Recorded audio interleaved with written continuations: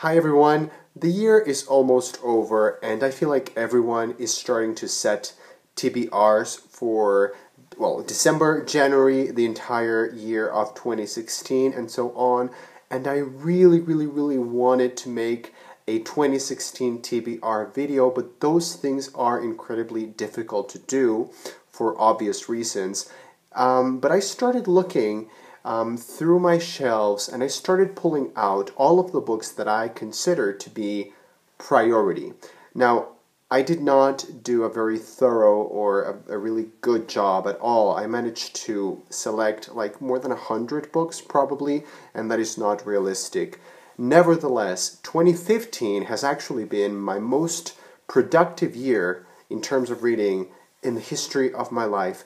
At the beginning of this year, I set myself the goal on Goodreads of reading 50 books, and I very quickly achieved the 50 book goal mark, and I had to, bump it up and bump it up and bump it up until I finally got to 90 books, and right now we are in the second week of December, and I have read, I think, 90 or 89, so I think I'm going to bump it up one last time to 100 books. So I think 100 books is a wonderful quantity for 1 year. So I figured, why not make a TBR video, or at least try to make a TBR. I know this is not realistic and I might not end up reading all of them. Also, I might end up reading some very different books that come out, but whatever.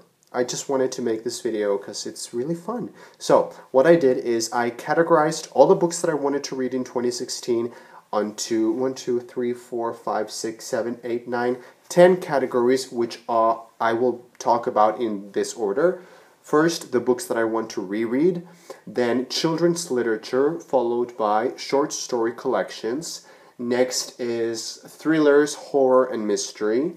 Next up is literary fiction, followed by young adult, or YA, followed by comedy.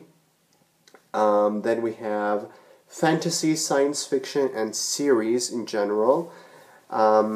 Second to last, we have classics, and lastly, LGBT books. So, I have a lot of books to show you, and I want to make it very clear, these are just books that I would really love to read. This is not really a strict TBR that I will be following to the letter very rigidly, very obsessively. I will just try to come back to this video throughout next year and try to check if these reading resolutions have been met or I have found something else. So let's get started with the books that I want to reread on 2016.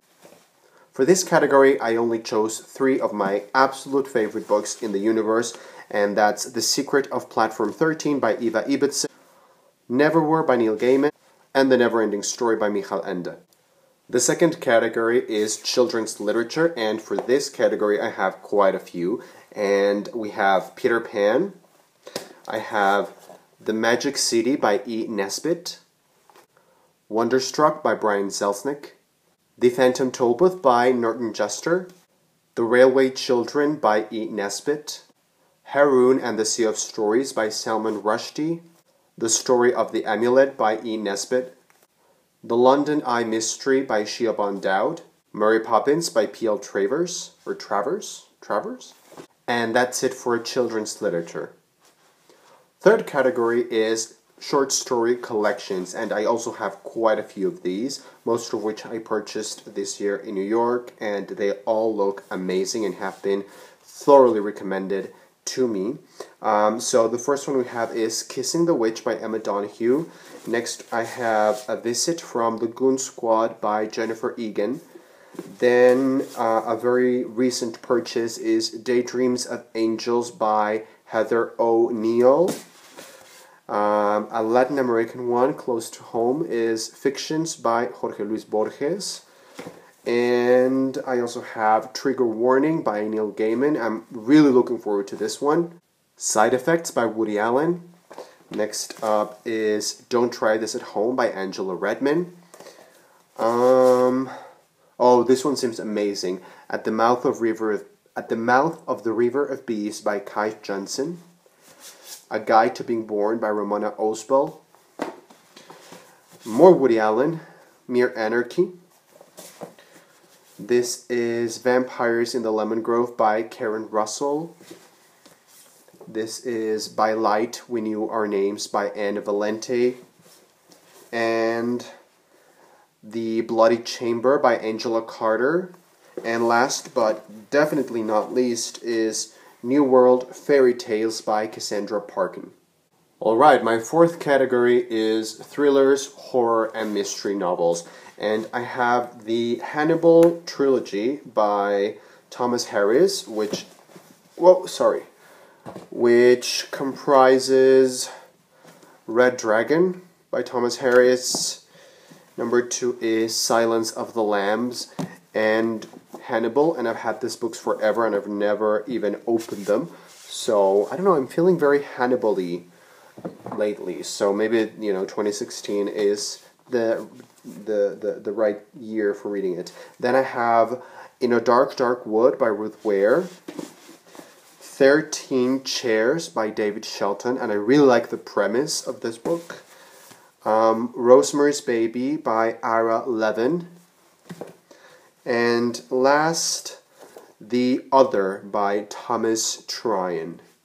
My fifth category is literary fiction. Now, I was not a huge fan of literary fiction, but as I grow up, I'm finding that literary fiction is really where I feel just the most enchanted by a book, or that's when I really feel like I'm getting the most complete experience in a way, and those are really the books that have left a really deep mark or impression on me. For example, The Goldfinch is a book that I just feel very, very, very close to, or some of Neil Gaiman's stuff, some of the things that I've read lately that are very literary, and I'm just feeling very inclined towards reading literary fiction. So I have a lot of literary fiction picks for 2016.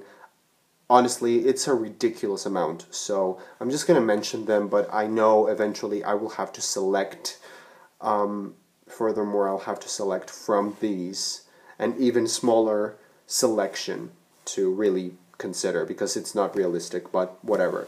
I have The Particular Sadness of Lemon Cake by Amy Bender. Then I have The Luminaries by Eleanor Catton. The House at Riverton by, Kate Morton. The Enchanted by Renee Denfeld. The Crane Wife by Patrick Ness. Everything I Never Told You by Celeste Ng. The Book of Strange New Things by Michelle Faber. The Bone Clocks by David Mitchell. The Headmaster's Wife by Thomas Christopher Green. Mr. Fox by Helen Oyeyemi. Kindred by Octavia E. Butler. What is this? We're All Completely Beside Ourselves by Karen Joy Fowler. Never Let Me Go by Kazuo Ishiguro. No One Is Here Except All of Us by Ramona Oswell.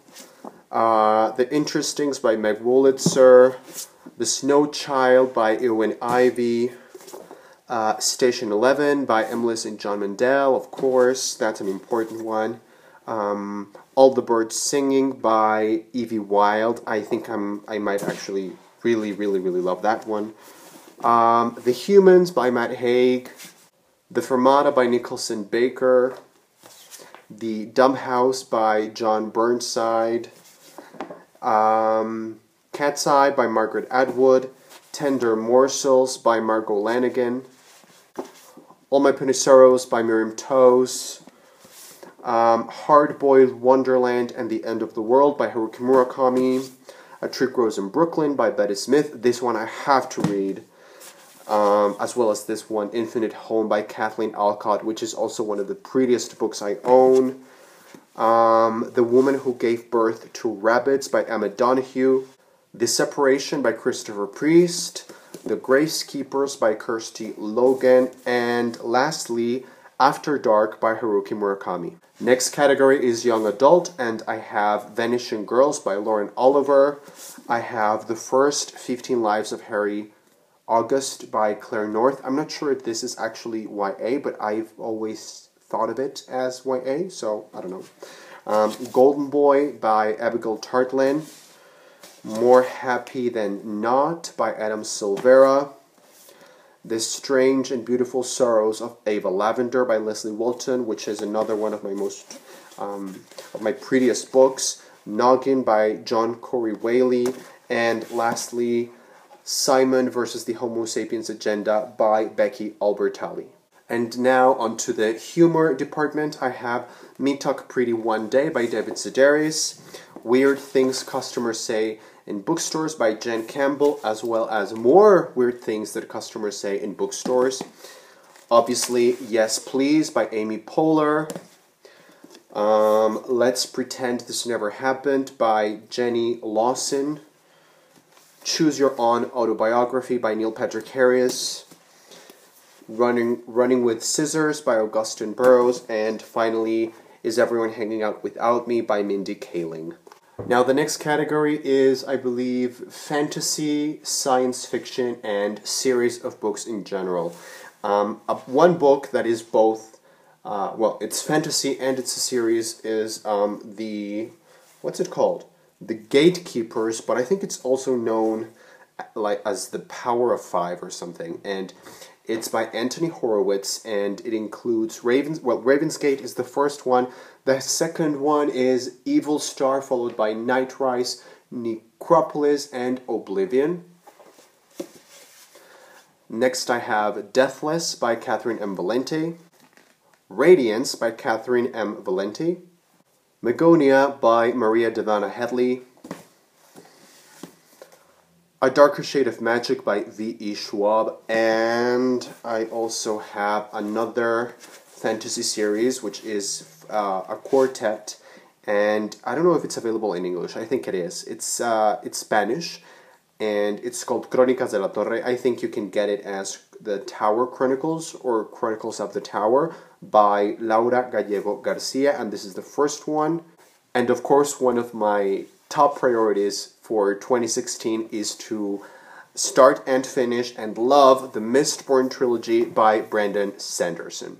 The next category is classics, and I only chose 5 classics that I might actually end up picking up. So I chose Jane Eyre, I chose Pride and Prejudice. I've never read any Jane Austen before, so I think, you know, maybe now is the time. Dracula, Of Mice and Men, and finally Lolita by Vladimir Nabokov. And my last category is LGBT related books, and I sort of had a mixed history with this genre or this type of books. Basically, it's been very contrasting. I have read either amazing books on this genre like Will Grayson, or Two Boys Kissing, but then I've also read some very disappointing books, for example, Boy Meets Boy, or I don't know. So it's kind of a, I don't know, I have mixed feelings, but I'm hoping to remedy I really want to how do you say it? I don't know. I just want to give this genre another try and see if I can find something that really lives up to my expectations. And I have Anything Could Happen by Will Walton, Just Between Us by J.H. Trumbull, Openly Straight by Bill Koenigsberg. Why did I call him David? This Book is Gay by James Dawson. And lastly, Geography Club by Brent Hartinger. So there you go, guys. That was my incredibly unrealistic, probably rather stupid, rather unrealistic TBR or priorities for 2016. I hope you enjoy. Please feel free to comment, subscribe, and I will see you on the next video, which will be my December wrap-up, followed very closely by the top 15 books of 2015.